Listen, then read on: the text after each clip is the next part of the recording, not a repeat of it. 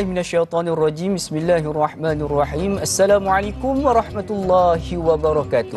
Alhamdulillahirabbil alamin wassalatu wassalamu ala asyrafil anbiya'i wal mursalin wa ala alihi wa sahbihi ajma'in. Allahumma iftah alaina hikmataka وانشر علينا من خزائن رحمتك يا أرحم الراحمين رب اشرح لي صدري ويسر لي أمري واحلل عقدة من لساني يفقه قولي اللهم فقهنا في الدين وعلمنا التأويل واهدنا إلى صراطك المستقيم صراط الذين أنعمت عليهم من النبيين والصديقين والشهداء والصالحين وحسن أولئك رفيقا يا أرحم الراحمين سبحانك لا علم لنا إلا ما علمتنا إنك أنت العليم الحكيم آمين يا رب العالمين. Apa khabar sidang betul sekalian? Selamat pagi, sabahul khair, good morning diucapkan kepada sahabat-sahabat rakan penonton setia rancangan soal jawab agama nombor 1 di Malaysia. Tak lain tak bukan, tanyalah ustaz biar tahu, jangan keliru. Alhamdulillah, pertama-tamanya sama-sama kita panjatkan kesyukuran kita kepada Allah Subhanahu Wa Taala seperti biasa, kerana dengan izinnya Allah Subhanahu Wa Taala masih lagi memberikan peluang untuk kita bernafas, masih lagi memberikan kepada kita kudrat untuk bekerja. Mudah-mudahan setiap apa yang dikurniakan oleh Allah Subhanahu Wa Taala ini menjadi asbab untuk kita lebih mendekatkan diri kita dengan Allah Subhanahu Wa Taala, dan mudah-mudahan apa sahaja yang kita kerjakan, apa sahaja yang kita lakukan ini menjadi saksi yang terbaik sewaktu mana kita berada di hadapan Allah Subhanahu Wa Taala kelak, insya-Allah. Bertemu lagi kita untuk edisi 25 Mei 2023 bersamaan 5 Zulqa'dah 1444 Hijrah, hari Khamis. Mudah-mudahan pertemuan kita pada pagi ini memberikan 1001 rahmat dan juga keberkatan daripada Allah Subhanahu Wa Taala. Mungkin ada di kalangan sidang putus sekalian yang sedang mempersiapkan diri untuk ke tempat kerja. Mudah-mudahan Allah Subhanahu Wa Taala permudahkan. Dan juga mungkin ada yang sedang mempersiapkan anak-anak untuk ke sekolah. Mudah-mudahan anak-anak mendapat ilmu yang bermanfaat. Kita doakan. Dan insya-Allah kita juga pada pagi ini akan meluangkan sedikit masa kita untuk sama-sama kita menambah ilmu kita, dan insya-Allah bertemu lagi kita di dalam segmen ataupun silibus tafsir dan taranum. Dan insya-Allah pada hari ini kita akan terus sambung ataupun menyambung lagi pengajian kita menerusi surah As-Saffat. Dan pada hari ini kita akan teruskan dengan ayat daripada 139 hingga ayat 144. Ada 6 ayat yang kita akan sama-sama pelajari pada hari ini, dan insya-Allah sudah semestinya banyak rahsia yang Allah Subhanahu Wa Taala nak sampaikan kepada kita pada hari ini. Dan juga insya-Allah kepada sidang betul sekalian, ada sebarang soalan boleh untuk terus berhubung dengan kami di talian 1800881677 ataupun menerusi laman media sosial rasmi kami di Facebook Tanyalah Ustaz TV3. Dan insya-Allah bagi menjawab setiap soalan daripada sahabat-sahabat sekalian, bersama dengan saya pada pagi ini salah seorang panel, salah seorang ahli tafsir yang cukup sinonim dengan kita di Malaysia ini, yang insya-Allah akan memberikan penerangan kepada kita di sebalik setiap ayat yang kita akan bincangkan pada hari ini. Siapa lagi? Tidak lain tidak bukan yang berbahagia Al-Fadil Profesor Madya Datuk Dr. Muhammad Farid Ravi Abdullah. Assalamualaikum Doktor. Waalaikumsalam. Sihat Datuk dah? Sehat, Alhamdulillah. Saya agak bergaya tu. Allahu Akbar. Jadi insya-Allah Datuk, alhamdulillah seperti biasa Datuk. Dah bersedia Datuk untuk kita punya pengajian pada hari ini? Insya-Allah. Jadi senang sekali seperti biasa, ada sebarang soalan boleh untuk terus berhubung dengan kami. Insya-Allah soalan-soalan terpilih kita akan ajukan kepada yang berbahagia Datuk kita untuk sama-sama kita mendapatkan solusi dan juga pencerahannya, insya-Allah. Jadi sebagai permulaannya seperti biasalah, kalau dalam segmen tafsir taranum ni tak cukup sekiranya kalau kita tak diperdengarkan dengan baik-baik cinta daripada Allah Subhanahu Wa Taala. Jadi tanpa membuang masa lagi, kita nak menyerahkan majlis kita pada pagi ini kepada yang berbahagia Al-Fadhil Datuk untuk memperdengarkan bacaan taranum bagi surah As-Saffat ayat 139 hingga ayat 144. Tafadhal masykurah. Ya, terima kasih Cak. Terima kasih kepada para penonton yang saya kasih sekalian. Apa khabar semua? Assalamualaikum warahmatullahi wabarakatuh. Alhamdulillah wassalatu wassalamu ala Rasulillah wa ala alihi wa sahbihi wa man walah. Subhanaka la ilma lana illa ma 'allamtana innaka antal alimul hakim. Kita rafakkan rasa syukur kepada Allah Subhanahu wa taala yang telah memberi kita ruang dan peluang untuk berada bersama dalam majlis ilmu Tanyalah Ustaz, yang kita akan fokuskan kepada tafsir dan taranum. Pastinya tafsir taranum ini dia akan memberi banyak input-input yang berfaedah, bermanfaat, terutamanya dalam kita memahami kalam Allah Subhanahu wa taala. kita tidak mahu kita dibayangi dengan tafsiran-tafsiran yang tidak berapa tepat ataupun tafsiran-tafsiran yang hanya berpandukan kepada idea-idea ataupun kepada pendapat-pendapat peribadi tanpa berdasarkan kepada fakta, tanpa berdasarkan kepada bahasa dan juga rujukan-rujukan daripada kitab-kitab tafsir yang muktabar.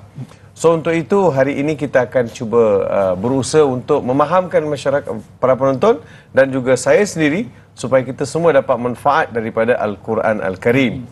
Hari ini seperti mana kita moderator sebut bahawa kita akan bicarakan perihal ayat 139 sampailah ayat 144. 139 144 kurang lebih 6 ayat. 6 ayat kita akan bincang. Ayat-ayat ini membicarakan mengenai Nabi Yunus alaihi salam dan juga kerja dakwah yang dilakukan oleh Nabi Allah Yunus alaihi salam. Jadi sebelum kita pergi menyelam lebih dalam lagi, seperti mana dibawa menyelam akan ikan paus dalam perut dia bawa Nabi Yunus, kita menyelam dulu ayat ini sebelum. Saya baca insya-Allah. Cuma saya minta maaf awal-awal lagi sebab suara tak berapa nak jadi hari ni. Serak basah. Sedap juga Ustaz. Boleh? Boleh. Baik. A'udzu billahi minasy syaithanir rajim. Bismillahirrahmanirrahim. Wa inna Yunus laminal mursalin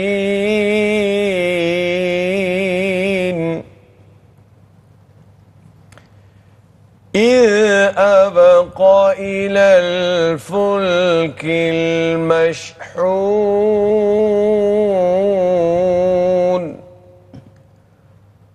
فساهم فكان من المدحضين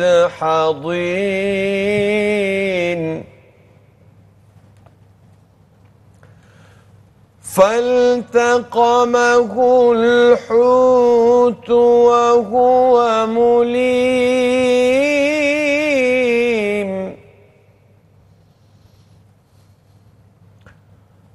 فلولا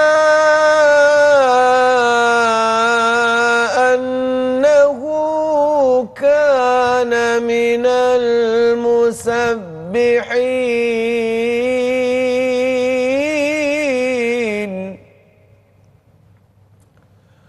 للبث في بطنه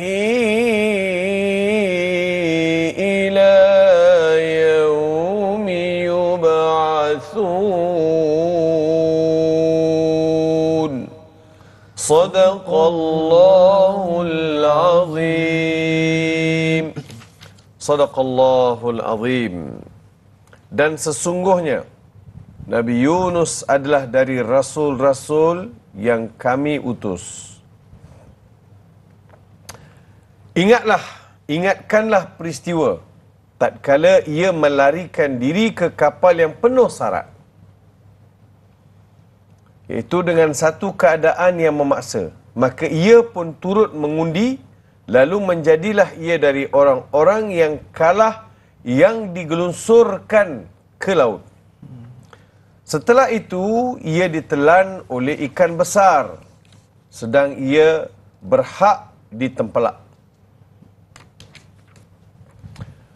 Maka kalaulah ia bukan dari orang-orang yang sentiasa mengingati Allah, iaitu dengan zikir dan tasbih, tentulah ia akan tinggal di dalam perut ikan itu hingga ke hari manusia dibangkitkan keluar dari kubur. Ya. Allah Subhanahu wa taala memberitahu kita perihal Nabi Allah Yunus alaihi salam. Ayat 139 Allah beritahu Nabi Yunus adalah nabi yang diutus. Dia bukan nabi yang rekaan, tetapi nabi yang diutus. Memang Allah utus Nabi Yunus alaihi salam sebagai rasul kepada kaum yang mana tempat duduk mereka ini dipanggil Mosul. Mosul iaitu Ninawa. Satu kawasan namanya Ninawa. Mosul di sebelah utara Iraq. Yang mana kawasan ini kawasan yang dikenali dengan penduduk yang engkar kepada perintah Allah Subhanahu wa taala. Jadi bila Allah Subhanahu wa taala beritahu Nabi Yunus alaihi salam ada nabi yang diutus, menjadi tradisi, menjadi kebiasaan dan menjadi tanggungjawab, menjadi kefarduan yang Allah tetapkan ke atas nabi dan rasul, mesti mengajak kaum mereka kepada jalan yang betul. Mengajak mereka pertama sekali kepada tauhid, mengesahkan Allah Subhanahu wa taala, meninggalkan penyembahan-penyembahan selain Allah, berlaku adil, membetulkan akhlak, tidak merosakkan alam. Jadi ini di antara konten ajakan-ajakan para nabi dan rasul, terutamanya memberitahu kepada manusia kita ini adalah makhluk yang dicipta. Kita ada pencipta yang berhak disembah, bukan sembah sembarangan. Bukan sembarangan ataupun menyembah objek ataupun idol-idol yang diwujudkan oleh tangan-tangan manusia. Itu yang pertama. Keduanya, bila Nabi Allah Yunus alaihi salam buat kerja dakwah dengan bersungguh-sungguh, mengikut banyak riwayat Nabi Allah Yunus alaihi salam bukan penduduk kawasan Mosul, bukan penduduk kawasan Ninawa ni. Datang daripada luar. Kebiasaannya Rasul dan Nabi itu diutus daripada kaum mereka, tapi Nabi Yunus alaihi salam berbeza dengan cerita-cerita seperti Nabi Nuh, Nabi Zakaria, Nabi Yahya, mereka daripada kaum mereka sendiri, tetapi Nabi Yunus dia datang daripada luar. Macam Cak datanglah, datang daripada Kedah pergi berdakwah dekat mana ya? Mana? Dekat Kuala Lumpur kan? Oi, nak KL, nak Bandar. Okey, di KL. Bila datang ke KL, orang kata, kau ni bukan orang Selangor, kau ni bukan orang KL, kau ni orang Kedah. Macam mana kau datang sini? Macam mana kau buat dakwah sini? Tak, kerja dakwah yang menjadi satu tanggungjawab Rasul itu, bila Allah Ta'ala mengutus seseorang pada satu kaum, satu kampung, maka itulah tanggungjawab Nabi dan Rasul tersebut. Itu yang pertama. Jadi masyarakat dia susah nak terima. Orang luar, kau ni orang luar kan? Apa hal kau buat kat sini? Dalam kau orang luar, datang pula nak betulkan kami. Pandai-pandai. Bukan senang. Saya nak pergi ke rumah orang, nak suruh betulkan dinding rumah orang. Saya pergi rumah orang, nak suruh betulkan tingkap rumah orang, ataupun saya komen perkara-perkara perkakas dalam rumah orang. Mesti orang tak boleh terima. Nabi Yunus alaihi salam pergi dengan tujuan bukan nak membetulkan material atau kehidupan duniawi, tapi membetulkan mereka itu supaya ada keimanan, hubungan betul dengan Allah Subhanahu wa taala. Dia tidak sebut, Quran tak sebut, hadis pun tak sebut berapa lama Nabi Yunus alaihissalam buat dakwah, kerana Quran tidak banyak membicarakan kisah Nabi Yunus. Dalam surah Yunus, kan ada surah Nabi Yunus, ada satu aja ayat cerita Nabi Yunus. Dalam sepanjang-panjang ayat tu, satu ayat cerita Nabi Yunus. Mengenai Nabi Yunus ayat 98. Falaula kanat qaryatun amanat fanafa'aha imanuha illa qauma Yunus lamma amanu kashafna anhum adzabal khizyi fil hayatid dunya wa matta'nahum ila hin. Satu ayat dia sebut. Surah Yunus, nama Nabi Yunus dah, tapi satu ayat dia cerita. Itu yang pertama. Itu yang kedua. Yang ketiga, bila Nabi Yunus alaihi salam dalam buat kerja dakwah ni, masyarakat dia agak keras. Masyarakat tu agak keras, tak nak terima. Tak nak. Macam-macam alasan, macam-macam, dia panggil apa bahasa Kedah? Ketegak. Ketegak piang. Ketegak. Dia memang tak mau, mereka tidak mau terima dakwah Nabi Allah Yunus alaihi salam. Jadi Nabi Allah Yunus alaihi salam beritahu, wahai kaum, berimanlah kepada Allah. Kalau kalian kekal di dalam kekufuran, ingat azab Allah itu sangat dekat. Allah akan datangkan pelbagai musibah. Allah akan hancurkan kalian. Nabi Yunus beri peringatan demi peringatan. Mereka engkar. Sehinggalah Nabi Yunus AS tinggalkan penduduk tersebut. Give up. Dia give up, nak kata Nabi Rasul give up. Dia dah tak mau, tak apalah. Macam tu. Dah tak mau, tak apa. Satu. Ajak tak mau, tak apa. Satu. Keduanya, Nabi Yunus keluar daripada kampung itu tanpa mendapat restu daripada Allah.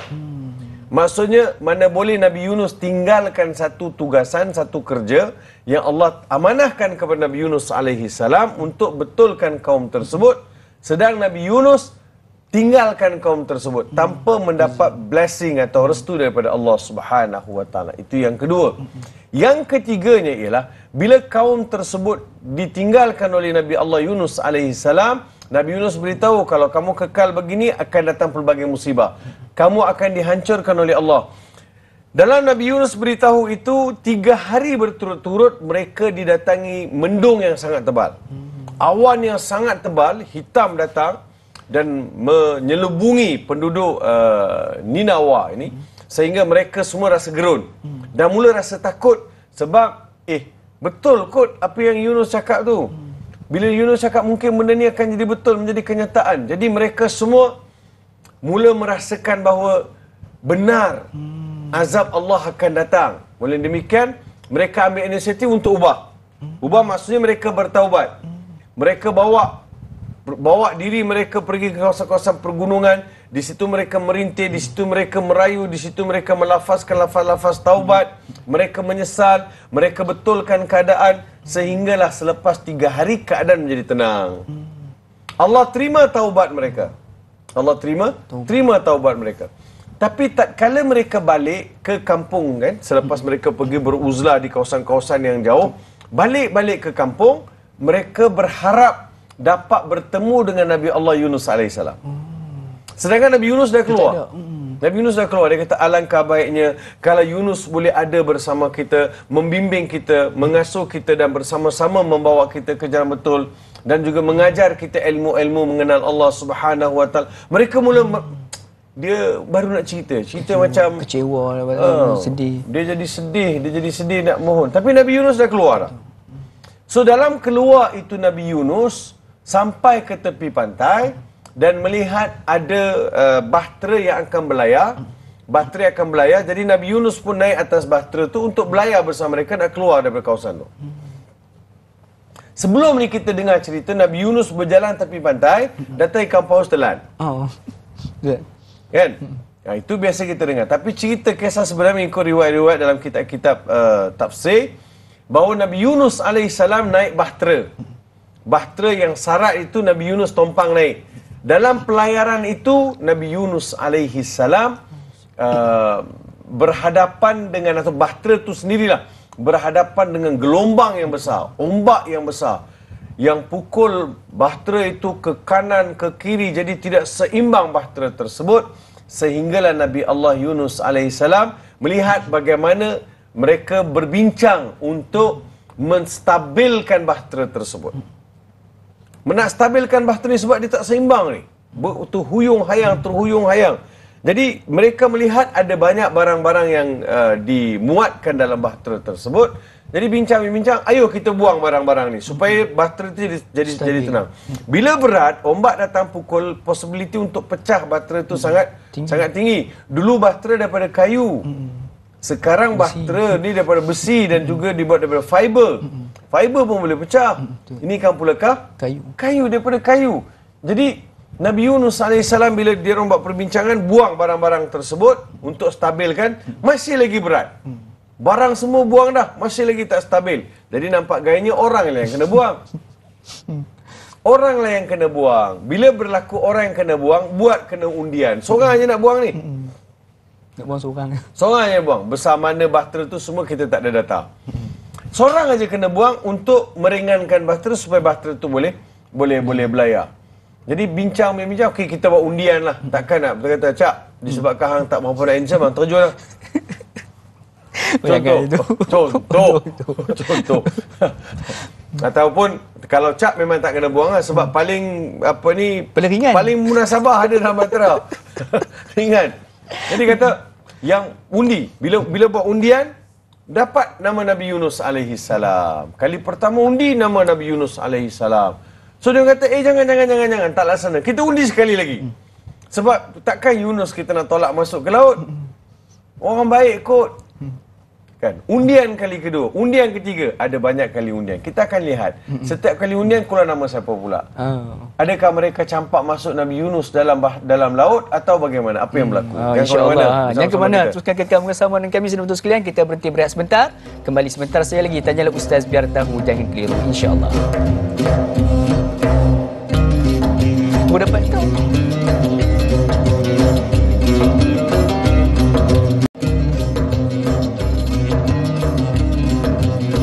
Alhamdulillah kembali kita bertemu di rancangan Tanyalah Ustaz Biar Tahu. Jangan keliru pada pagi ini. Alhamdulillah pada pagi ini kita direzekikan oleh Allah Subhanahu Wa Taala untuk sama-sama kita mempelajari dan juga memahami Al-Quran daripada surah As-Saffat ayat 139 hingga ayat 144 bersama dengan Profesor Madya Datuk Dr. Muhammad Faik Ravi Abdullah kita. Dan juga sidang betul sekalian, yang menariknya kita dapat satu ilmu baru. Patutlah selama ni kita tercari-cari apakah azab yang ditimpakan oleh umat Nabi Yunus ni, rupa-rupanya mereka sempat untuk bertaubat dan Allah menerima taubat mereka. Dan juga disebabkan itulah Allah SWT memberikan sedikit teguran kepada Nabi Yunus di sebalik kisah daripada ayat daripada 139 hingga ayat 144 ini. Kita nak tahu Ustaz, kesinambungan dan juga apakah yang berlaku selepas itu apabila dilakukan undi untuk kali kedua dan ketiga. Okay. Silakan Datuk. Terima kasih. Kita terus kepada ayat 140, 141. Kita di situ akan dapat lihat kaitan apa yang saya nak sebutkan. Pertama ayat 140 Allah Subhanahu Wa Taala berfirman, "Idh abaqa ilal fulkil mashhun." Iaitu Nabi Yunus alaihissalam tatkala ia melarikan diri ke kapal yang penuh sarat. Ulama dalam menterjemahkan perkataan abaqa, kalau direct translation memang disebut lari, tapi adalah tidak begitu molek atau cantik untuk kata Nabi itu lari daripada buat kerja dakwah. Sebenarnya Nabi itu keluar daripada kampung tersebut dari meneruskan kerja dakwah. Dia kan nampak lebih ringan dan lebih beradab. Jadi Nabi Yunus alaihi salam, begitulah yang disebut oleh para ahli tafsir pun, mereka tidak cenderung, walaupun direct translation tu lari, tetapi bila mereka buat perbahasan mengenai ayat kalimah abaqa, mereka lebih selesa sebut kharaja. Ilal fulk, perkataan fulk banyak kali kita jumpa. Fulk maksudnya bahtera. Ke dalam bahtera, bila pergi ke dalam bahtera, naik atas bahtera. Fulk ini maksudnya falak. Falak maksudnya sesuatu yang berlayar. Sesuatu yang berlayar. Kereta atau kenderaan di atas jalan raya kita tak sebut fulk. Kalau kita baca doa subhanalladzi sakhkhara lana hadza wa ma kunna lahu muqrinin wa inna ila rabbina lamunqalibun. Itu kalau kita naik kenderaan atas jalan raya. Tapi kalau kita naik kapal terbang, bismillahi majriha wa mursaha inna rabbil ghafurur rahim. Begitu juga dengan kisah bahtera Nabi Yunus alaihi salam. Bila berlayar disebut al-fulk kerana dia berlayar. Falak pun begitu juga, sesuatu yang beredar. Sesuatu yang beredar. Al-mashhun maksudnya bahtera yang sarat dengan pikulan. Al-mashhun. Syahan, kita kata kalau trailer ni lori besar dipanggil syahan. Kan syahan. Sama juga kalau dalam bahasa Arab, telefon ini kalau mahu dicharge, masukkan elektrik kan, nak charge, dia kata syahin. Syahin maksudnya chargekan supaya dia jadi penuh. Jadi sarat. Bateri dia sarat, maksudnya penuh. Dia kata begitu.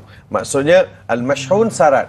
Bila Nabi Yunus alaihi salam keluar daripada kampung, daripada Mosul ataupun daripada tempat yang Ninawa ini, keluar, disitulah Nabi Yunus alaihi salam bertemu dengan bahtera, naik atas bahtera yang sarat. Fasahama fakana minal mudhadin. Fasahama fakana minal mudhadin.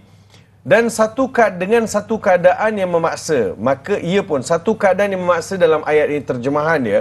Satu keadaan yang memaksa maksudnya bahtera itu berat, tak boleh nak berlayar kerana tidak dapat diimbangi, kerana ombak yang begitu kuat. Semua nak jadi sebab musabab macam ni.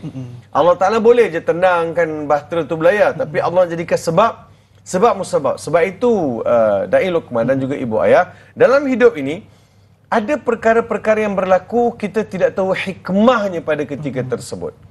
Setelah sekian lama ataupun untuk satu tempoh, baru kita tahu kenapa perkara itu berlaku dalam hidup kita. Mesti ada sesuatu yang tersembunyi. Kerana Allah Subhanahu Wa Taala Tuhan yang tidak akan datangkan sesuatu perkara, sesuatu takdir kalau di situ tidak ada hikmahnya. Kalau di sebalik itu tidak ada manfaat untuk manusia. Cuma manusia ni tak berapa nak sabar. Manusia nak cepat. Jadi al-mudhadin maksudnya al-malghubina bil qur'ah. Al-malghubin, mereka yang maksudnya dalam pemilihan tersebut. Fasahama, okey, saham, perkataan sahama. Kita pun guna perkataan saham. saham kita guna saham. Saya ada 500 saham, saya ada 5,000 saham. Maksudnya saya ada aset. Saya ada aset, saya memiliki. Fasahama fakana minal mudhadin. Maka ia pun turut mengundi. Mengundi dan undian itu dia menang. Ini bukan undi siapa dapat. Ini bukan undi untuk dapat kejayaan. Katakan kita kan sekarang ada cabutan-cabutan cabutan kan. Cabutan tu dia kertas lah nama nombor kita punya nombor siri kita dimasukkan, lepas tu dia buat cabutan. Itu undian lah tu. Yang tu bertuah. Itu bertuah. Itu cabutan bertuah. Kalau cabut tu dapat Mercedes, dapat BM. Contohnya dapat Camry kan. Dapat kawan baru ni saya dapat kawan saya. Dia dapat Mazda. Kan? Dapat. Weh, tak pasal-pasal. Dia kata baru setahun simpan. Saya kata saya dah 15 tahun simpan tak dapat apa pun. Tapi kan Cak, Ustaz ni dengan cabutan bertuah ni memang tak ada. Sama lah Ustaz. Payah Ustaz. Saya akan duduk dalam cabutan-cabutan cerita-cerita lain. Cabutan bertuah, katakan dia ada 5 hadiah kan. Nombor yang dapat 14. 16. Saya 15. Tak dapat. Tak boleh kan. 14 dapat, 15 dapat. Saya tak dapat. Macam itulah banyak kali berlaku. Jadi kalau ada cabutan bertuah, saya akan buat tak tahu. Memang tak ada lah. Tapi itu cabutan bertuah. Ini cabutan juga, tapi cabutan kena campak dalam laut. Mesti semua orang dalam bahtera tu berharap supaya bukan nama dia yang pilih. Sebab nak campak dalam laut ni, kena terjun. Kali pertama undian, nama Nabi Yunus. Kali kedua undian, nama Nabi Yunus. Kali ketiga, kenapa 2 kali mereka tak bagi Nabi Yunus terjun atau campak dalam laut? Dia kata Nabi Yunus ni orang baik. Akhlak budi pekerti dia, takkan orang baik ni kita nak buang. Kali kedua pun sama juga. Salah kot, undi lagi. Dia orang kalau boleh nak elak dalam undian tu, biarlah bukan Nabi Yunus, orang lain. Kali ketiga, Nabi Yunus juga. Mereka nak buat undian kali keempat. Nabi Yunus volunteer terjun terus. Dia tak tunggu dah, dia tak bincang. Dia terus terjun. Dia ambil responsibility tu, ambil tanggungjawab. Kerana aku kalau bahtera ini berat, ayo. Kalau inilah ketetapan, aku terjun.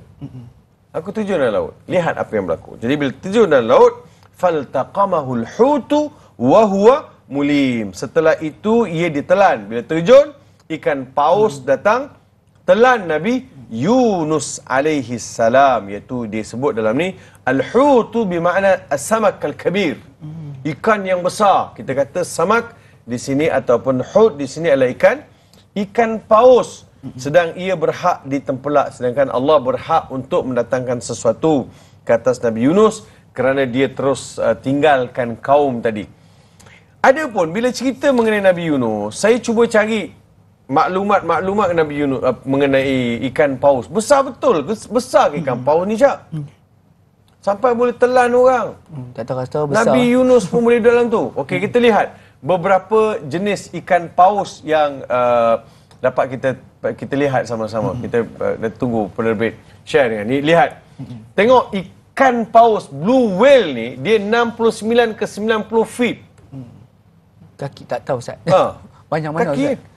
Feet. Panjang mana? Kita sekarang ni kita bincang yang blue whale tu. Kita tak bincang ikan paus yang lain. Sebab dinamakan kawasan laut itu, dia kata laut hitam ataupun laut hijau. Arab dia panggil laut merah, dia tak panggil laut biru, laut hijau. Tapi dia panggil laut biru. Hijau, biru dia dekat-dekat dengan sama. So blue whale ni adalah ikan paus yang dikatakan warna kebiruan. Dia kalau tengok biru. Tadi sepanjang perjalanan ke sini saya buka beberapa dokumentari, saya cuba memahami jenis-jenis ikan. Saya rasa kalau Cak ni ikan yang paling bawah, telan pun cukup dah. Tak payah ikan besar. Ikan bawah cukup. Yang tu pun tajam pun ada tanduk. So ini kita lihat, ni dah sudut field pula. Kita tengok satu lagi gambar mengenai ikan paus juga. Okey, yang ni nampak lagi clear. How big is big?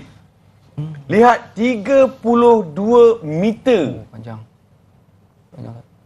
Kalau susun bas tu, satu bas saya dapat 2,5 bas. Panjang. Kapal terbang A380 double decker yang boleh buat 350 orang penumpang. Dia lagi besar dari sudut perut dia tu. Dia punya perut boleh tu, dia punya kontainer tu lagi besar. daripada kapal 880. Lepas tu kita ada pula ikan 15 meter. Tak apa, yang tu tak apa. Dia 40 ekor gajah. Equal. Masya Allah. Besar betul Ustaz. Salah seekor gajah pun kita boleh naik dah Ustaz. Ni 40 ekor. Nak maksudnya gajah sama dengan keberatan itu dan juga dengan saiz dia tu, boleh sangatlah Nabi Yunus duduk dalam ikan tu. Jadi ikan yang paling besar datang telan Nabi Yunus alaihissalam. Telan masuk dalam tu, Allah perintahkan Nabi ikan paus supaya tidak mencederakan Nabi Yunus alaihissalam. Tidak, dan tulang belulang Nabi Yunus langsung tidak cedera. Langsung tidak cedera. Macam mana Nabi Ibrahim alaihissalam bila dicampakkan dalam api, api langsung tidak bakar. Biasa ikan ni telan habislah. Betul tak? Dan ada orang buat kajian, biasa dengar tak muntah ikan paus ni? Tak pernah dengar Ustaz. Tapi boleh buat wangi apa? Berjuta harga dia. Berjuta. Muntah dia tu jadi berjuta. Ikan paus. So maksudnya dalam perut ikan paus ni ada enzim. Ada jenis asid yang boleh orang duduk dan tak rosak. Dan dia boleh mengawetkan badan orang dalam perut. Ini beberapa kajian dilakukan. Jadi ini juga menjadi bukti bahawa Allah Subhanahu wa taala datangkan satu keadaan ke atas Nabi Yunus alaihissalam sebagai satu mesej kepada kita. Pertama sekali Allah nak beritahu alam semesta ini semua ada dalam genggaman Allah Subhanahu wa taala. Allah boleh perintahkan makhluk dia anytime, anywhere, di mana saja. Apabila Allah mau perintahkan, kun fayakun. Jadi maka jadilah. Maka berapa lama Nabi Yunus dalam perut ikan? Dan apa yang Nabi Yunus buat dalam perut ikan? Yang mana kita bincang apa ni? Nak tahu apa yang dilakukan oleh Nabi Yunus sewaktu mana berada dalam perut ikan paus tersebut? Jangan ke mana, teruskan kekal bersama kami. Kita berehat sebentar. Tanyalah Ustaz biar tahu yang keliru. Kembali sebentar saja lagi, insya-Allah.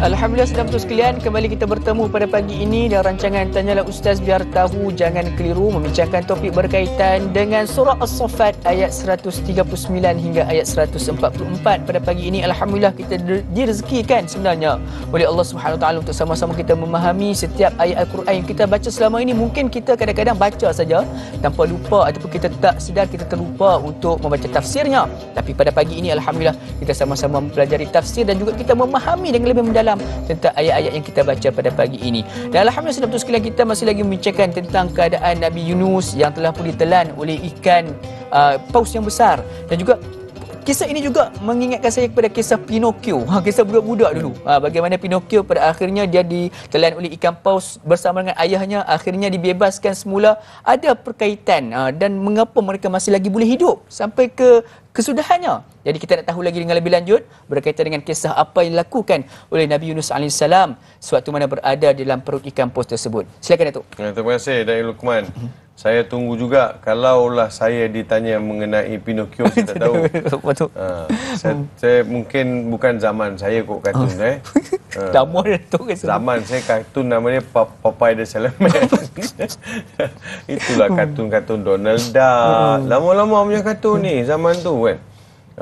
Jadi kita tak tengok kartun. Tapi barangkali dia adalah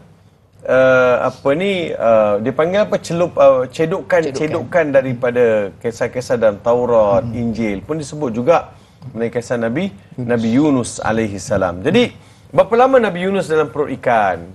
Tidak diberitahu berapa lama. Ada yang kata 3 hari, ada yang kata 40 hari. Bilangan hari tidak dibincangkan dan tidak diperincikan oleh mana-mana ulama. Cuma yang kita tahu ila hin, ke satu tempoh yang Allah Subhanahu wa taala tetapkan untuk Nabi Allah Yunus alaihi salam berada dalam perut ikan. Yunus bin Matta kan? Disebut Yunus bin Matta. Jadi bila Nabi Yunus alaihi salam berada dalam perut ikan, cuma dalam ayat lain Allah Subhanahu wa taala dalam surah Al-Anbiya ayat 87 dan 88 Allah beritahu wa dhannuni idh dhahaba mughadiban fadhanna an lan naqdira alaihi fanada fi zulumat. Bila disebutkan dhannun di Al-Quran ini, bila menggunakan sesuatu keadaan, sesuatu perkataan untuk menggambarkan sesuatu keadaan mesti diteliti. Seolah-olah Allah nak beritahu ikan paus itu memang tunggu Nabi Yunus alaihissalam. Macam saya kata, bila kata Dhannun sahibul hut, maksudnya pemilik ikan itu. Allah jadikan Nabi Yunus alaihissalam memiliki ikan itu, bukan ikan itu yang memiliki Nabi Yunus. Sebab itu dia boleh duduk seperti mana yang dikendaki, macam dia duduk di atas darat. Satu. Keduanya, Allah Subhanahu wa taala datangkan ikan itu dan juga mengilhamkan ke atas ikan itu bagaimana harus ditelan, bagaimana harus dijaga Nabi Yunus dalam perut ikan itu. Ini sudah khariqul lil adah, dia sudah bertentangan dengan adat. Bila masuk dalam perut mesti enzim itu akan keluar, akan menghancurkan badan, akan melumatkan. Tapi macam Nabi Yunus hidup. Cuba kita lihat ikan-ikan paus. Kalau dalam dokumentari kita lihat di kaca-kaca televisyen, ikan paus ni dia ada 2 lubang dekat belakang kepala dia. Itulah yang mengembus dan juga menarik udara keluar. So dalam badan dia dan dalam perut dia cukup oksigen kalau nak bagi Nabi Yunus alaihissalam duduk. Jangan pula lepas ni ada orang nak try cari ikan paus besar, nak pergi duduk dalam tu, nak pergi berkhuluwah lah, nak pergi rehla bersama ikan paus. Saya tak jamin kalau itu pergi one way tak balik dah. Allah beritahu wa dhannuni idh dhahaba mughadiban, dalam keadaan marah, alla naqdira alaihi, dia ingat dia tinggalkan kaum itu, kami tak boleh buat apa-apa kat dia. Fanada fi zulumat, lalu dia menyeru dalam kegelapan. Dia memanggil Allah, dia bermunajat kepada Allah fi zulumat. Dinamakan 3 kegelapan. Pertama sekali kegelapan malam, keduanya kegelapan perut ikan, yang ketiganya adalah kegelapan laut. 3 kegelapan, kegelapan malam, kegelapan laut dan juga kegelapan perut ikan paus tadi. Jadi kegelapan-kegelapan itu yang menjadikan Nabi Yunus alaihissalam tidak tahu bila siang, bila malam, dan juga dalam keadaan itulah dia menginsafi dan memohon kepada Allah dengan bertasbih. Itu yang ayat ini sebut, ayat 143 sebut, falaula annahu kana minal musabbihin lalabitha fi batnihi ila yaumi yub'atsun. Translation yang mudah, kalaulah Nabi Yunus ini tidak tergolong dalam golongan orang yang bertasbih, nescaya Nabi Yunus akan dikekalkan Allah dalam perut ikan paus sampai hari kiamat. Sampai hari kiamat. Duduklah dalam tu sampai kiamat. Berapa lama tu? Berapa lama tempoh? Kita pun tak tahu bila akan berlaku kiamat. Jadi tempohnya sangat panjang disebabkan dia minal musabbihin. Ada beberapa tafsiran. Tafsiran pertama sekali, laula minal musabbihin, kalau dia tidak tergolong dalam golongan orang yang bertasbih. Dengarnya apa yang diriwayatkan dalam kitab-kitab tafsir, beberapa pandangan, Nabi Yunus alaihissalam ketika dalam perut ikan paus ni, dia dengar di dasar laut, makhluk dalam dasar laut itu bertasbih. Ikan-ikan dalam dasar laut itu bertasbih. Ikan paus itu sendiri bertasbih. Mereka kata, macam mana pula binatang bertasbih? Ya, dalam surah Al-Isra, Allah beritahu, wa in min syai'in illa yusabbihu bihamdi walakin la tafqahuna tasbihahu. Setiap sesuatu yang hidup, sama ada yang kita dapat lihat melalui dengan mata kasar kita, pokok, kayu, apa lagi, batu, air, ikan, burung, semua itu bertasbih memuji Allah. Cuma manusia yang tak faham bahasa dia. Tapi bila Nabi Yunus AS dengar mereka semua bertasbih, dia pun melazimi tasbih. Itu yang doa dibaca oleh Nabi Allah Yunus AS. La ilaha illa anta subhanak inni kuntu minaz zalimin. Tiada Tuhan melainkan Engkau, Maha Suci ya Allah, sesungguhnya aku tergolong dalam golongan orang yang zalim. Sebab itu ulama sebut doa ini adalah doa yang boleh dibaca dan akan mengeluarkan kita daripada kegelapan, daripada sesuatu yang sempit. Sempit, dalam kesempitan baca, Allah Subhanahu wa taala akan beri kita makhraj, akan beri kita jalan keluar. Kalaulah Nabi Yunus. Jadi maksudnya tasbih Nabi Yunus itu sangat memberi memberi kesan dan juga memberi Allah Subhanahu wa taala keluarkan Nabi Yunus alaihissalam. Selepas itulah datang ikan paus ini memuntahkan Nabi Yunus di tepi lautan, disebabkan beberapa hari dalam tu dan tak ada makan, tak ada minum, dan barangkali environment dalam perut itu menyebabkan Nabi Yunus alaihissalam muntah keluar, jadi tak berapa sihat. Maka tumbuhlah tumbuhan, tumbuhkan tumbuhan, makan buah-buah itu dan juga daun tersebut, jadi sembuhlah Nabi Allah Yunus alaihissalam. Begitulah apa yang digambarkan dalam dan apa yang diceritakan dalam surah Safat mengenai perihal Nabi Allah Yunus alaihi salam. Panjang, insya-Allah panjang lagi gini, ada lagi sambungan Datuk, tapi itu kita nak ke episod yang akan datang. Sebab apa kita nak raikan soalan-soalan daripada penonton kita, Datuk? Boleh. Jadi kita nak raikan soalan pertama daripada Puan Intan Zurina Abdul Razak. Assalamualaikum Ustaz Da'i dan warga, tanyalah Ustaz. Waalaikumsalam warahmatullahi. Ayat 139 ayat tentang Nabi Yunus benar-benar seorang rasul. Ustaz, apakah peranan ayat-ayat penegasan seperti ini? Sedangkan kita semua memang sudah sedia maklum baginda seorang pengutus agama Islam. Terima kasih Ustaz. Silakan tu. Ya, dia ayat penegasan lebih kepada taukid. Dia sering kali diingatkan kepada kita bahawa dia adalah seorang rasul. Dan nak beritahu kepada kaum tersebut bahawa aku tidak mengutus dia untuk perkara-perkara yang lara, bukan untuk perkara sia-sia, tetapi dia datang dengan satu amanah yang besar, dengan satu tanggungjawab yang mustahak. Oleh demikian Quran ini menggunakan uslub taukid. Taukid ini sebelum orang menolak ataupun boleh jadi orang itu dah mula menolak, oleh demikian ditaukidkan. Macam Cak kata, ya kata Tok, benar, iya, sesungguhnya. Sebab you dah mula pertikai. You dah mula pertikai. Betul ke Datuk datang daripada Bangi ke sini 2 jam? Saya datang 45 minit aja.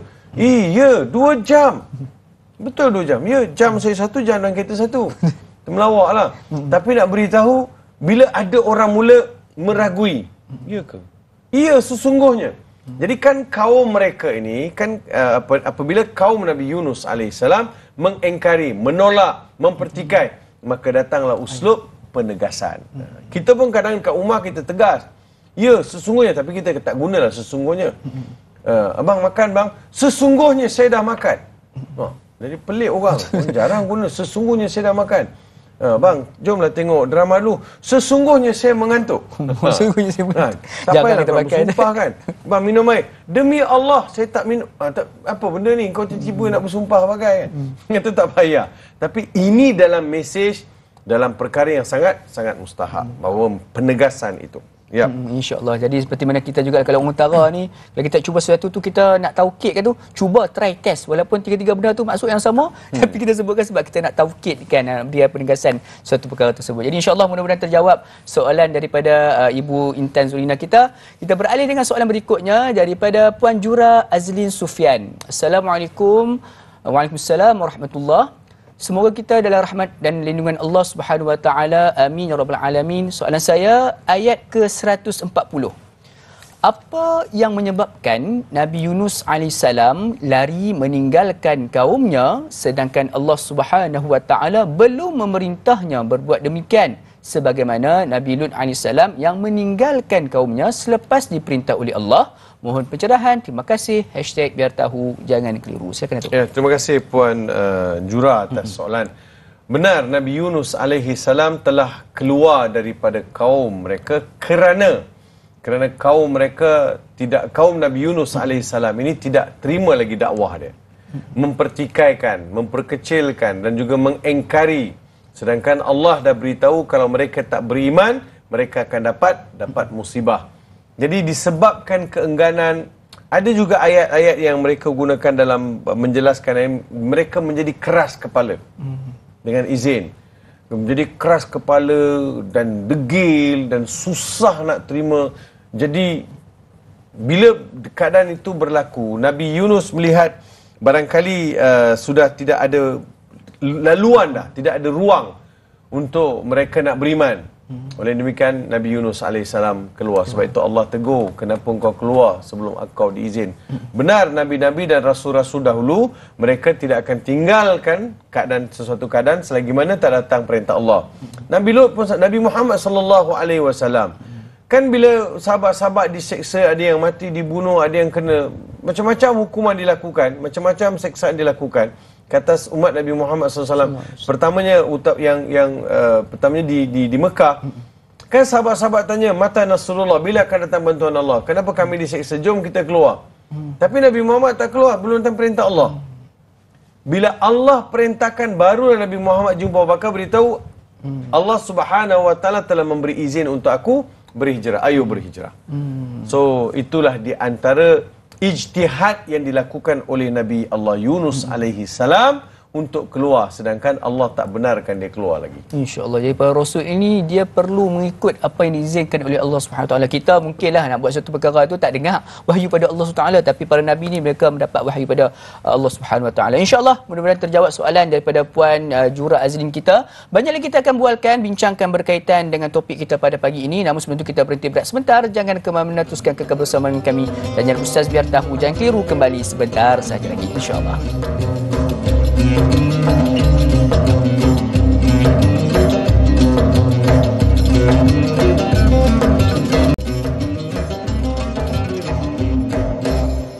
Alhamdulillah, selamat sekalian, kembali kita bertemu dalam rancangan Tanyalah Ustaz biar tahu jangan keliru. Alhamdulillah, pada pagi ini kita mengambil ilmu berkaitan dengan kisah sirah Nabi Yunus alaihissalam di sebalik tafsiran surah As-Saffat ayat 139 hingga ayat 144. Alhamdulillah. Jadi kita teruskan lagi perbincangan kita pada pagi ini. Jadi Datuk, nak tambah sedikitlah suatu soalan. Kalau kita tengok dalam uslub dakwah lah, dalam konteks masyarakat pada hari ini, kalau kita lihat perihal Nabi Yunus alaihissalam menerima kecaman lalu dikeluar, baginda keluar daripada kawasan tersebut. Betul. Dalam konteks kita pada hari ini Datuk, sebagai seorang pendakwah, adakah kita boleh bila-bila menerima kecaman-kecaman ni kita tinggalkan masyarakat yang memberi kecaman tersebut Datuk? Silakan Datuk. Terima kasih dari Luqman. Ini nasihat ikhlas daripada saya lah. Dia ada dua pihak. Pertama sekali pihak yang mengecam dan pihak kita yang menyampaikan. Kadang-kadang kita kena lihat dalam dunia hari ini, dakwah ni dia telah berkembang dan juga masyarakat yang berada di luar sana mereka boleh mengakses maklumat-maklumat yang kita kongsi. Contoh bila cerita mengenai Nabi Yunus alaihissalam, within 5 to 10 minutes orang boleh akses dah. Betul ke apa yang saya cakap dan bagaimana dia nak cross check. Jadi perkara-perkara ini kadang-kadang mungkin juga dia pernah dengar daripada ustaz lain, pernah dengar daripada pernah dia belajar. Tapi perkara yang kita sampaikan tu nampak macam kontra, nampak macam tak selari. Mungkin juga ada perkara-perkara yang kita sebut nampak macam tak berapa tepat ataupun overconfident.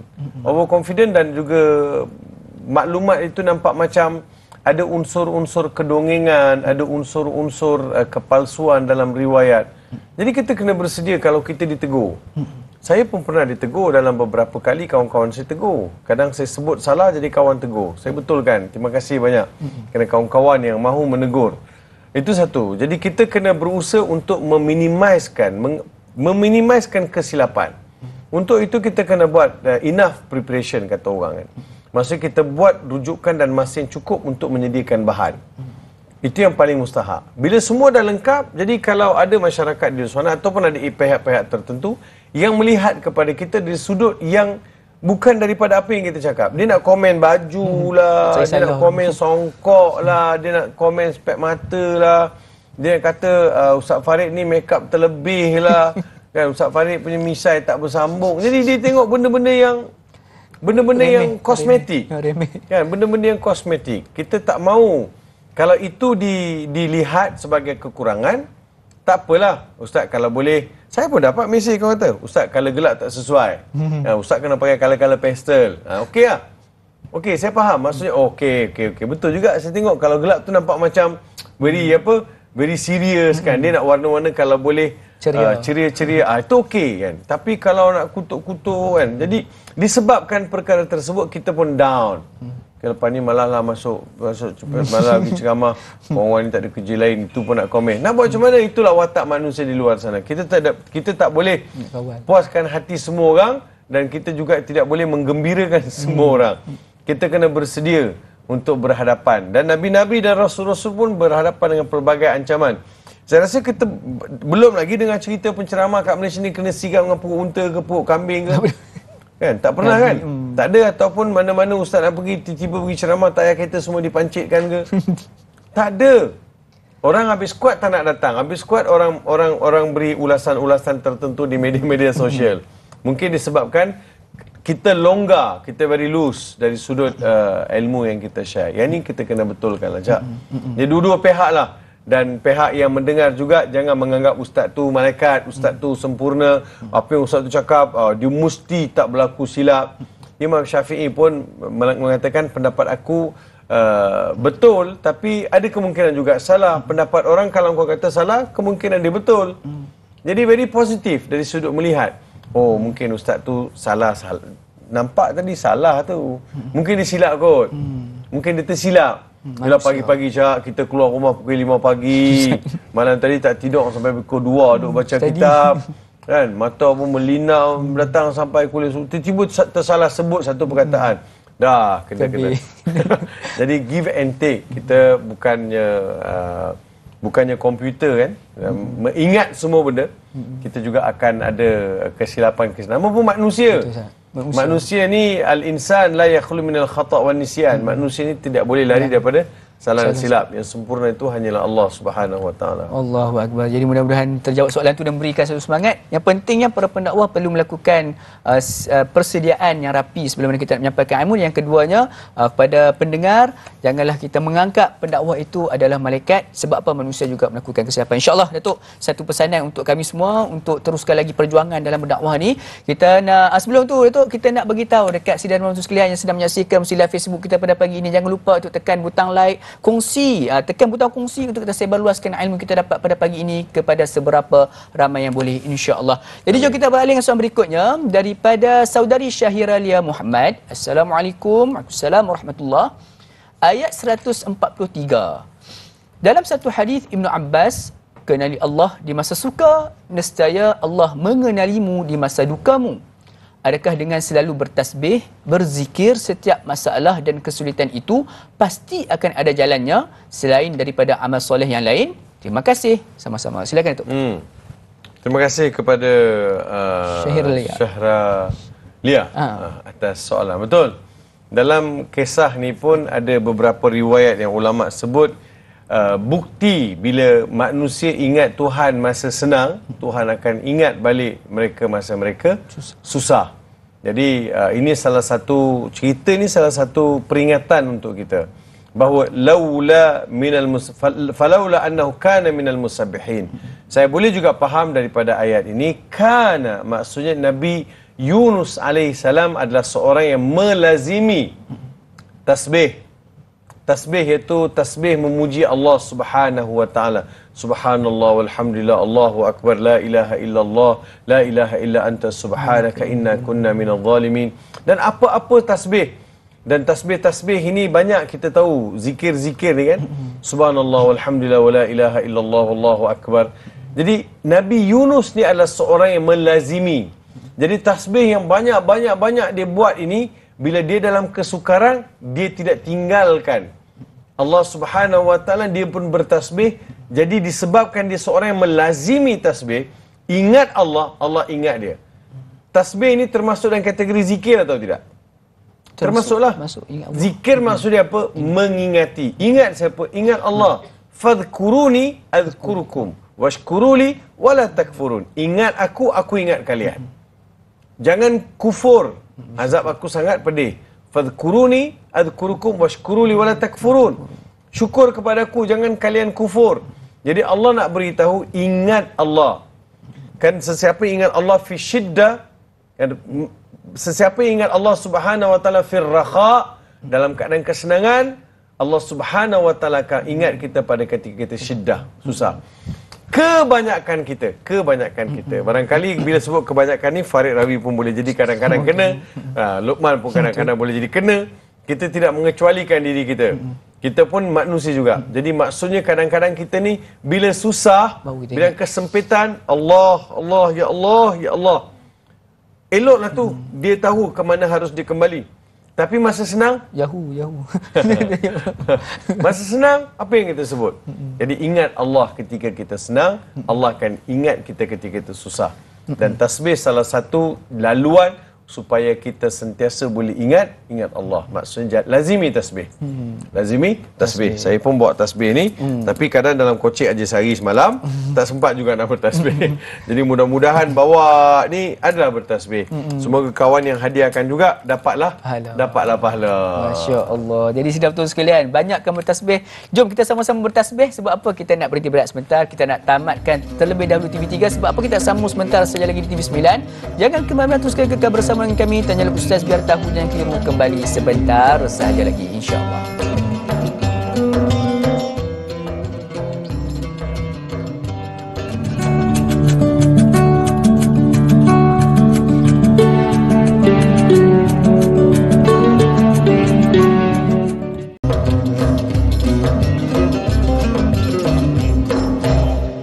Alhamdulillah, kembali kita bertemu sidang penuh sekalian rancangan Tanyalah Ustaz biar tahu jangan keliru menerusi TV9 dekat di hati pada pagi ini. Terima kasih kerana masih lagi kekal sehingga ke saat ini. Mudah-mudahan kita mendapat keberkatan di sebalik apa yang kita bincangkan pada pagi ini menerusi topik tafsir dan taranum kita menerusi surah As-Saffat ayat 139 hingga ayat 144 pada pagi ini bersama dengan yang berbahagia Al-Fadhil Profesor Madya Datuk Dr. Muhammad Faik Rabi Abdullah kita. Mudah-mudahan apa yang kita pelajari pada hari ini mampu untuk kita amalkan, juga kita boleh ceritakan kisah di sebalik Nabi Yunus AS, ujian yang dihadapi baginda kepada anak kita, kepada sahabat-sahabat kita dan juga jiran tetangga yang berada di sekeliling kita, insya-Allah.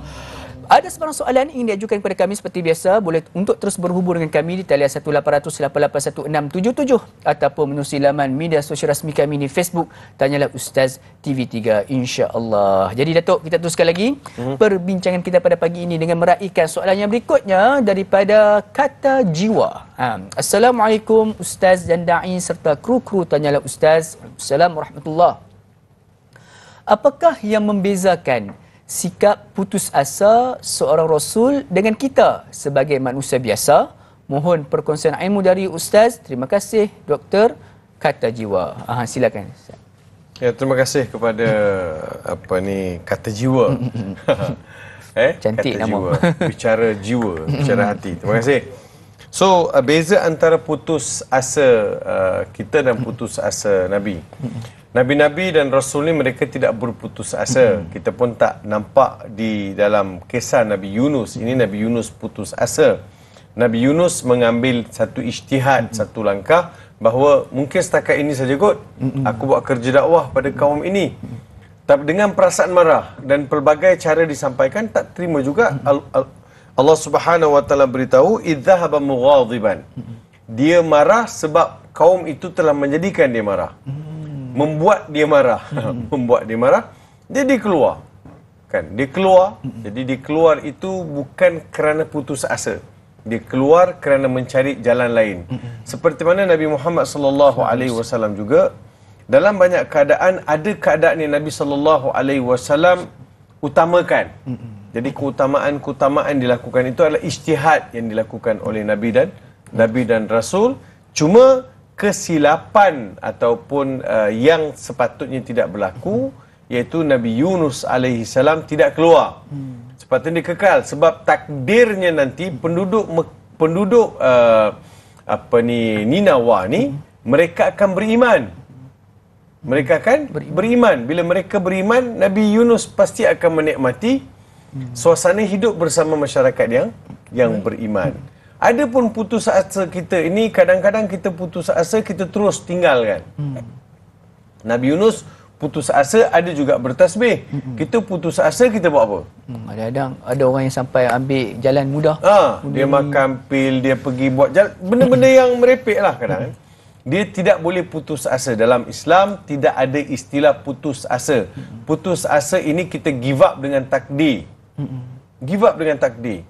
Allah Subhanahu wa taala tidak akan mentakdirkan ke atas kita sesuatu perkara kalau perkara itu tidak baik.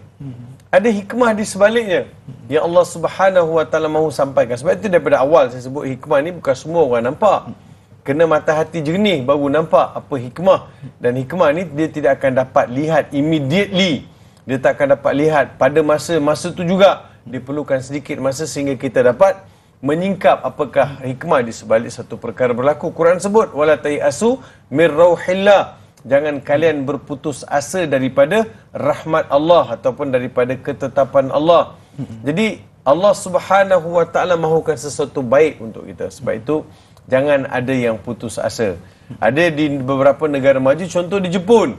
Maju negara dia, tetapi kes bunuh diri pun tinggi sebab putus asa. Saya bagi tahu dekat kawan yang ada Islamic Center dekat situ, brother, jom kita sama-sama cuba buat satu produk ataupun satu bentuk dia panggil apa, modul untuk mentarbiah masyarakat Jepun. Kita tak nak cerita Islam kat dia orang ni, kita nak beritahu siapa yang ada tekanan jiwa, rasa nak bunuh diri tu, datang jumpa kita dulu. Kita bagi dia meditation, kita bagi dia rawatan jiwa, kan. Kita beritahu dia kenapa Tuhan jadikan, kenapa kena nak bunuh diri. Jadi itu bukan penyelesaian. Jadi banyak orang dekat dunia ini dulu dia jatuh. Jatuh tapi dia bangkit. Dan kebangkitan itu bukan kebangkitan biasa-biasa.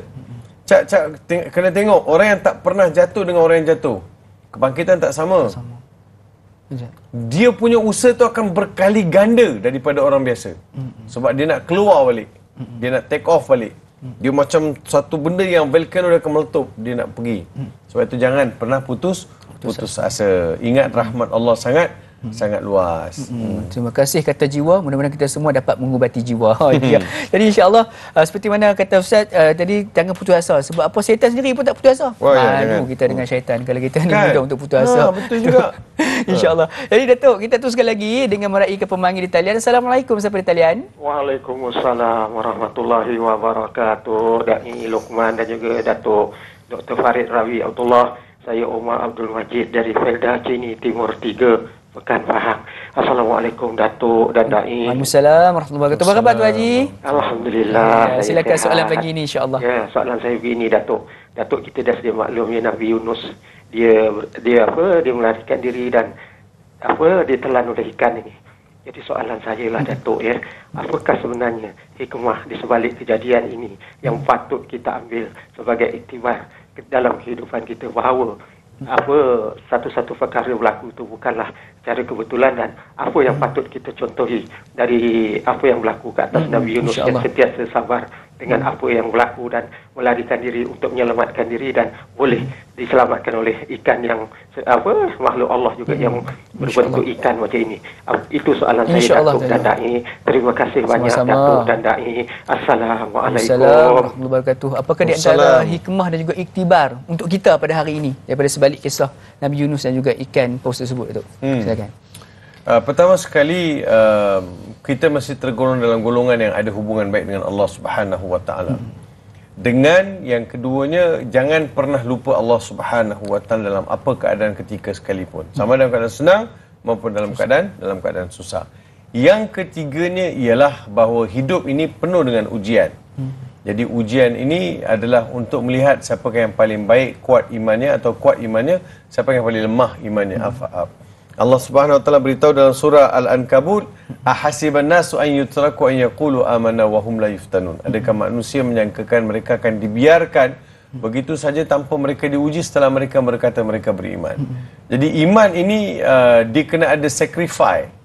Iman ini dia tidak datang dengan percuma. Iman ini datang dengan ujian. Iman ini datang dengan cobaan. Iman ini harus dinilai. Dia harus seperti emas itu, kalau nak tahu ketulinannya harus dibakar. Jadi iman kita pun begitu juga, harus difilter. Betul atau tidak?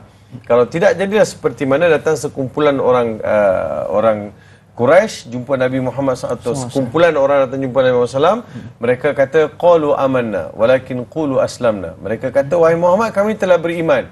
Allah turunkan ayat, Muhammad kau bagi tahu balik mereka belum beriman, mereka baru Islam. Jadi nak tahu kekentalan iman mesti diuji. Jadi yang keempatnya adalah kisah-kisah Nabi ini adalah menjadi pendorong kepada kita untuk buat kerja dakwah. Dikala mereka dalam keadaan yang begitu mencabar, mereka buat kerja dakwah, kita sebagai umat Nabi Muhammad SAW, kita juga memikul tanggungjawab sebagai umat dakwah. Umat yang membawa risalah. Jadi sama ada dalam pekerjaan, di jalan raya, di mana saja kita berada, kita mesti memperlihatkan adanya sifat-sifat ummah risalah. Umat yang membawa risalah Islam, yang meneruskan legasi kerja-kerja dakwah Nabi dan juga para Rasul ridwanullah alaihim. Jadi ini di antara kisah hikmah. Kalau tidak, tak perlulah Allah nak cerita kisah-kisah Nabi-Nabi ni benda yang dah lepas. Tapi kita benda lepas itu harus dilihat supaya kita tidak mengulangi kesilapan. Itu sangat mustahak. InsyaAllah. Jadi history to make our history. InsyaAllah. Jadi sudah betul sekalian menonton jawab soalan Datuk Haji Omar. Kita nak beralih dengan pemanggil berikutnya, Datuk. Assalamualaikum, siapa di talian? Waalaikumsalam, Dak Ica, Kak Iyat sini, Ya, Kak Kak Iyat. Iyat dari Rawang. Lama tak dengar suara. Selamat raya sebab raya pun dah habis ada raya dah. telefon semalam pun ada telefon. Alhamdulillah. Silakan Kak Iyat soalan pagi ni insya-Allah. Okey, terima kasih Dak. Assalamualaikum Ustaz. Assalamualaikum. Kak Iyat nak minta Ustaz jelaskan sikit bagaimana yang dikatakan dalam kisah ini tentang maksumnya seorang Nabi dan Rasul tu Ustaz. Sebab kita lihat dalam kisah ini Allah seolah marah dengan tindakan Nabi Yunus yang pergi meninggalkan kaumnya. Dan lagi satu dalam sirah ini juga Ustaz tadi ada jelaskan tentang perasaan sedih Nabi Yunus. Adakah sedih dan kecewa itu sama Ustaz? Itu saja soalan Kak Iyat Ustaz. Dan lagi satu Kak Iyat nak bagi tahu Ustaz tadi Kak Iyat memang tak putus asa Ustaz telefon berkali-kali Wah, Ustaz. insya-Allah. Alhamdulillah. Terima kasih Kak Iyat.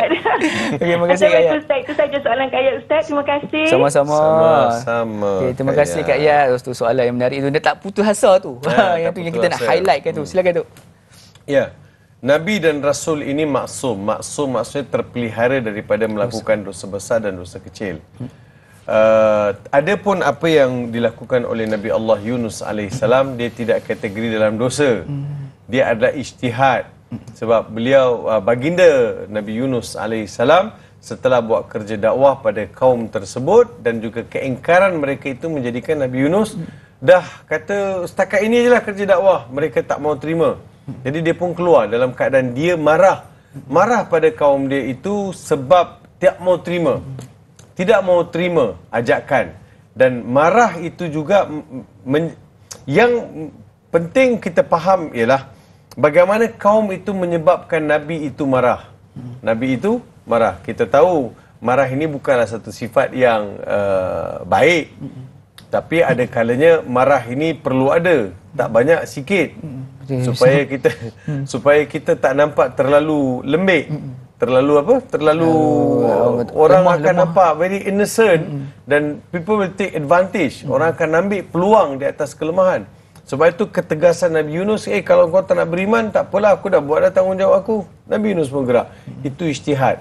Ya, dia tidak mencemarkan sedikit pun sifat kemaksuman Nabi. Sebab dia bukan dosa, termasuk dalam dosa-dosa yang dikira sebagai yang telah diperintahkan oleh Allah lalu diengkar. Jadi Nabi Yunus alaihi salam keluar tanpa dapat izin Allah Subhanahu wa taala. Itu yang pertama. Yang keduanya, apa beza sedih dan kecewa? Sedih dan kecewa. Saya tak rasa sedih ni, sedihlah sesuatu benda tak dapat. Kecewa ini pun sesuatu yang dihajati tak dapat. Tapi kita ni sedih dalam urusan-urusan dunia lebih banyak daripada sedih daripada urusan-urusan akhirat. Betul kan? Betul. Kalau saya tak dapat result sekian, saya akan rasa sedih. Tapi saya tak pernah rasa sedih pun kalau hari ini saya tak baca Quran. Kalau seminggu saya tak pegang Al-Quran, tak pernah rasa sedih. Jadi sedih kita ni pun kadang sedih banyak atas dunia, tak sedih untuk urusan-urusan akhirat. Kecewa pun sama juga. Kita kecewa lamaran kita tidak diterima. Kan, kita tak dapat apa yang kita nak naik pangkat, tak dapat. Kita kecewa dengan seseorang, kecewa. Jadi kecewa ini dia adalah suatu perkara yang barangkali kita ni lupa bahawa di sana adanya takdir, qada dan qadar daripada Allah Subhanahu wa taala. Allah tahu bila masa Allah nak bagi dan Allah tahu bila masa Allah nak turunkan seseorang. Itu semua dalam ilmu. Jadi jangan pernah kecewa. Tak dapat, tak apa. Contohnya kita duduk 10 orang. Orang bagi nasi, makan nasi free. Tengah hari kata orang bagi nasi bungkus. Kita duduk kat situ ada 10 orang. Orang tu ada 9 bungkus saja. Kita orang yang ke-10, kita tak dapat. Apa perasaan? Sedih. Sedih lah. Sedih. Kita kata sedih. Tapi mungkin juga sedih tu kita kena pujuk. Oh, mungkin 9 orang tu lebih memerlukan. Kadang-kadang saya pujuk diri saya. Pernah tak hilang duit? Pernah kan? Semua kita pernah hilang duit. Apa respon kita bila kita hilang duit? Sedih. Sedih lah kan? Sedih. Tapi kesedihan itu saya pujuk macam mana? Saya kata, ya Allah, temukanlah duit saya pada orang yang betul-betul susah. Biarlah psikologi, Ustaz. Biarlah duit saya, mungkin Tuhan takdirkan duit saya jatuh, kan? Dan duit itu Tuhan takdirkan orang susah yang dapat. Bukan rezeki kita, bukan rezeki saya, rezeki dia. Jadi ada orang lebih memerlukan, oleh demikian berlakulah takdir tersebut. Saya pujuk diri saya macam tu. Mudah-mudahan duit saya jatuh ke tangan orang baik-baik, orang susah betul memerlukan, ya, itu akan lebih dia akan terima kasih, ya Allah, terima kasih Allah ketemukan. Ya, nak cari orang nak pulangkan balik duit yang dah jatuh tu pula RM50, RM100, RM10 for example. Betul kan? Jadi mungkin orang lebih memerlukan dapat duit tersebut. Jadi jangan pernah sedih, jangan pernah kecewa. Kecewa ni tak ada dalam diri orang Islam. Kita hanya boleh bersedih. Sedih itu untuk kita wake up. Kita bangkit balik, kita betulkan balik apa yang perlu dibaiki. Dan sedih ni pun, kalau nak sedih, urusan apa yang kita nak sedih. Kalau urusan dunia, tak payah sedih. Sebab tak habis sedih besok. Tak habis sedih besok urusan dunia ini. Dan lihatlah keluasan langit, dan lihatlah betapa bumi ini terhampar luas, untuk kita motivasikan diri kita. InsyaAllah. Jadi belajar untuk memujuk diri. Mudah-mudahan kita menjadi hamba yang redha dan juga sabar. Jadi sebelum sekali banyak lagi kita akan bualkan berkaitan dengan topik ini. Namun sebelum itu kita nak berhenti berehat sebentar. Jangan ke mana-mana, teruskan kekal bersama dengan kami. Tanya Ustaz Biar Tahu, jangan keliru, kembali sebentar saja lagi, insyaAllah.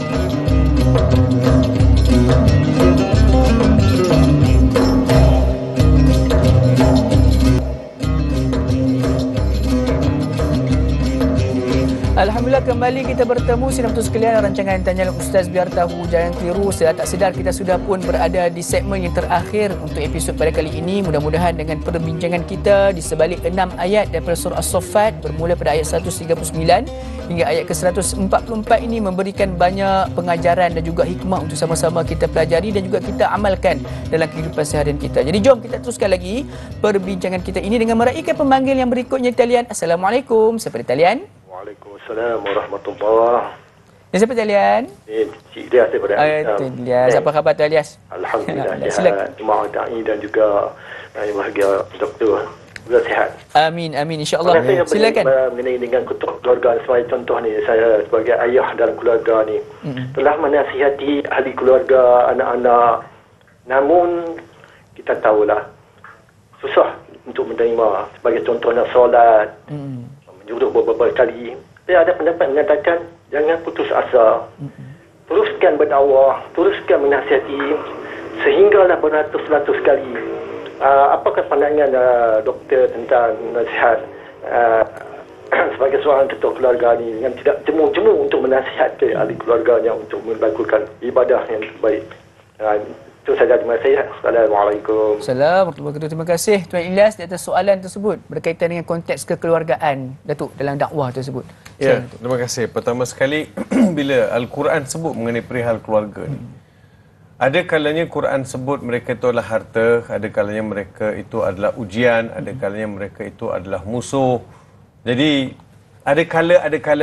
Maksudnya mereka boleh menjadi pelbagai, berada dalam pelbagai keadaan. Mereka boleh jadi kawan, mereka boleh jadi lawan, mereka boleh jadi penyejuk hati, mereka juga boleh menyebabkan kita geram hati. Jadi anak-anak, sebab itu Nabi sebut musuh sebenarnya bukan musuh yang kau jumpa di medan pertempuran, tetapi musuh adalah bila anak kau membesar dan lawan kau cakap. Jadi itu jadi musuh juga. Jadi digambarkan begitu. Macam mana you sebagai seorang ayah nak hadapi perkara tersebut? Mesti ujiannya besar kan? Sangat besar dan sangat mencabar bila anak darah daging kita sendiri yang tidak mendengar cakap. Dia beginilah Cik Ilyas, menasihati anak-anak ni adalah tanggungjawab. Sebab dalam surah An-Nisa ayat 9 Allah beritahu, وَلْيَخْشَى الَّذِينَ لَوْ تَرَكُوا مِنْ خَلْفِهِمْ ذُرِّيَّةً ضِعَافًا خَافُوا عَلَيْهِمْ فَلْيَتَّقُوا اللَّهَ وَلْيَقُولُوا قَوْلًا سَدِيدًا. Maka hendaklah mereka takut kalau mereka meninggalkan satu generasi yang lemah sifatnya. Jadi kita tidak mahu generasi kita ni lemah sifat.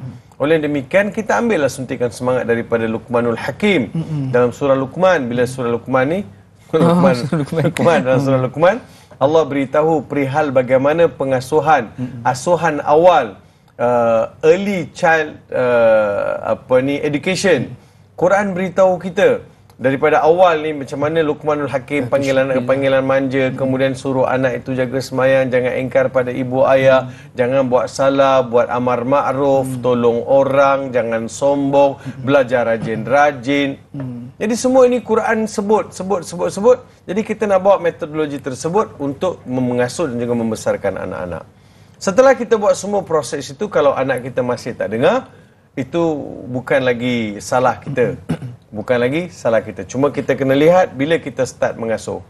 Adakah umur dah besar macam 25 tahun, 30 tahun, baru kita nak cakap bab solat. Mungkin kita agak lewat sikit, tapi tidak terlewat langsung. Yang paling cantiknya Nabi sebut umur 7 tahun tadilah. 7 tahun, 10 tahun, 14 tahun, 20 tahun, kita dapat monitor pergerakan anak-anak tersebut. Saya mendoakan supaya Encik Ilyas dan juga ayah-ayah di luar sana terus diberi kekuatan untuk mengasuh, mendidik anak-anak, sabar dan tabahlah dalam membesarkan mereka, kerana mereka itu adalah amanah Allah Subhanahu wa taala. Kita mesti berusaha sampai mereka dapat menjadi manusia yang seimbang dalam tuntutan dunia dan juga tuntutan akhirat.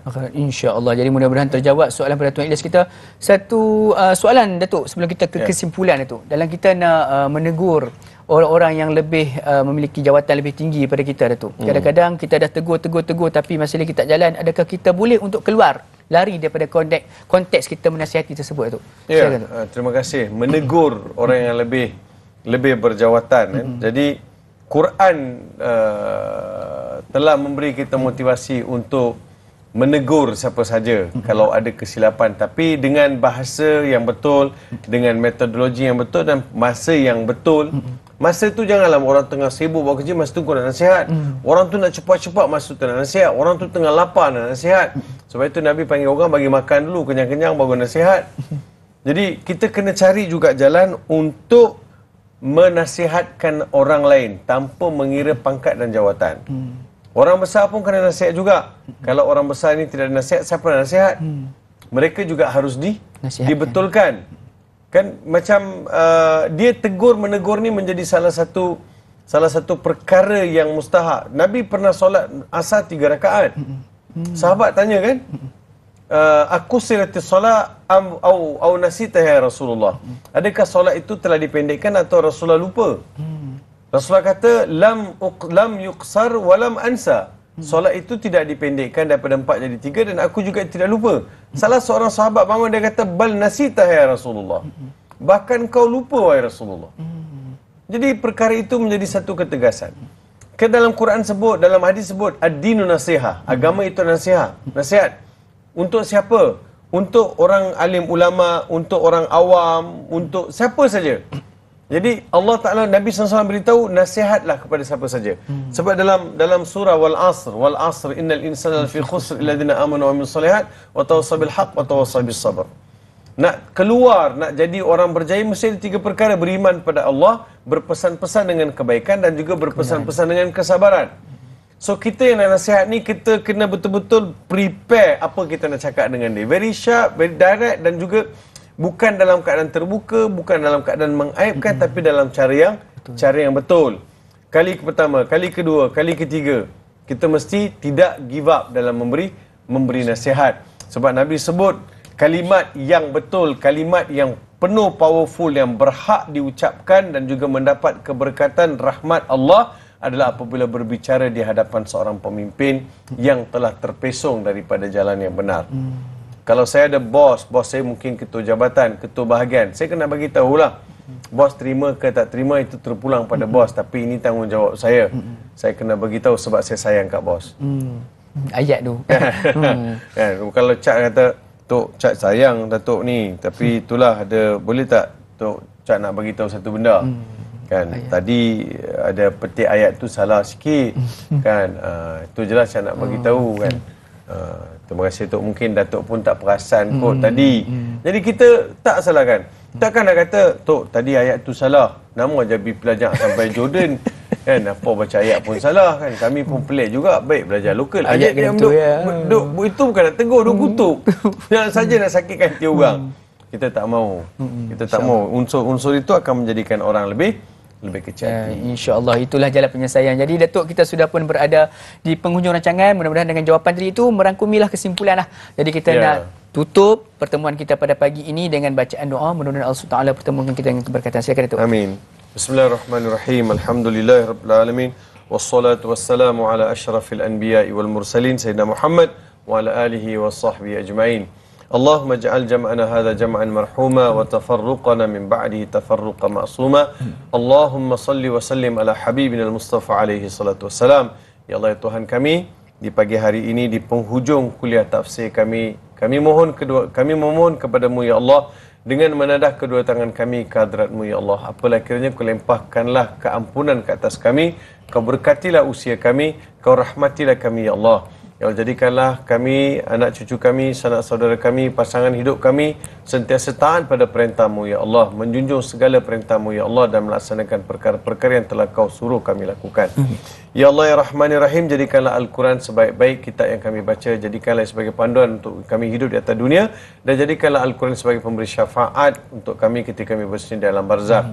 Jadikan juga Al-Quran sebagai panduan hidup untuk kami, anak cucu kami dan saudara kami.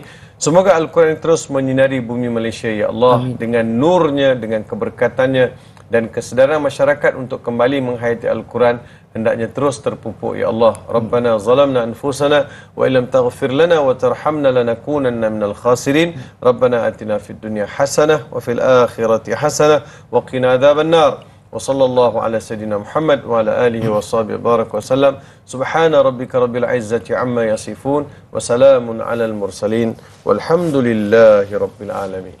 Amin amin rabbil alamin. Jazakallahu khairan katsira Datuk di atas ujian doa, dan juga terima kasih di atas perkongsian ilmu. Mudah Allah SWT panjangkan usia Datuk, kekalkan Datuk dan kesihatan untuk terus sampaikan ilmu kami kepada kami semua insya-Allah.